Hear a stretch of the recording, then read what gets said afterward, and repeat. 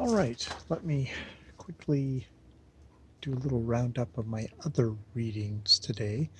Um, One of which is I'm still working on The Claverings by Anthony Trollope. Finally listened to Steve Donohue's delayed what was supposed to be first 10 chapters of The Clavering, but I think he had forgotten, and now because he had signed I think he said oh, do the first 10 chapters, but now he's like, oh, I guess you've probably done 15 or something, and well, let's make sure we've got a good start, and we'll do 30 by the next thing. So well, by that point I had actually done I had actually listened to the 15, so I will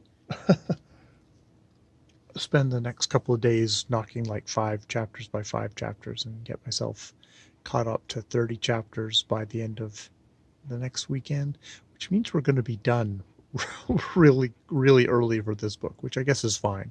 That's all good. Yeah, he didn't have too much to say other than he thinks that Florence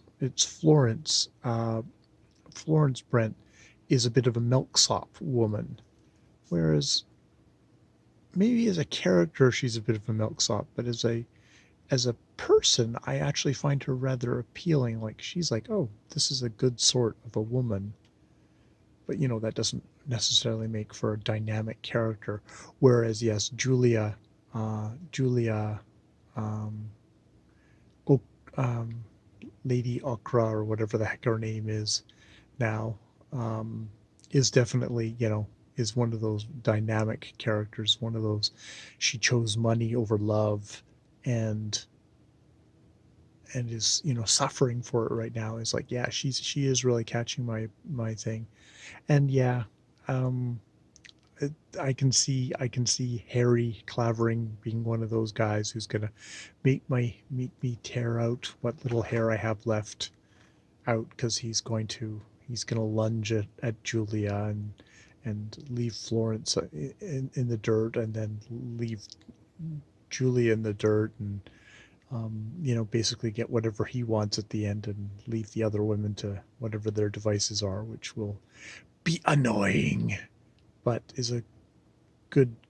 That's my suspicion, but will be a good demonstration of exactly what women had to put up with in this kind of society, or were expected to put up with. We've already seen a bit of that with Julia having married some guy who was dissipated and basically started making lots of charges, and she didn't even get support from her asshole. I think he's a cousin or whatever, brother-in-law. Just like, he's Hugh Clavering. Yes, so that's where I am with that. I'm also just about to finish, probably tonight, um, the Thomas Cromwell Revolutionary Life by Dermot McCulloch, which he's dead. He's dead, and we're just doing the cleaning up bits right now.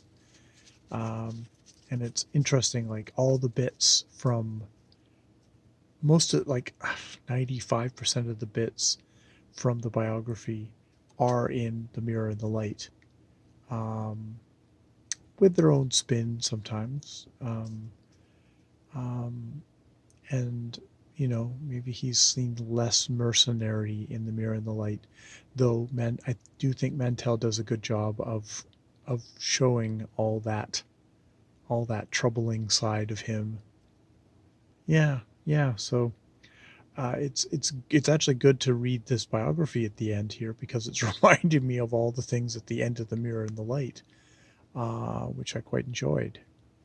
But it also reminds me that the thing I love the best about the Mantell is those quiet moments. His Thomas Cromwell's sleepless nights, and they're sleepless nights not of poor tortured soul who's completely innocent. It's like tortured night, sleepless nights of a guy who's done nasty shit and has had to wear away at his own soul. So yeah, it's been good.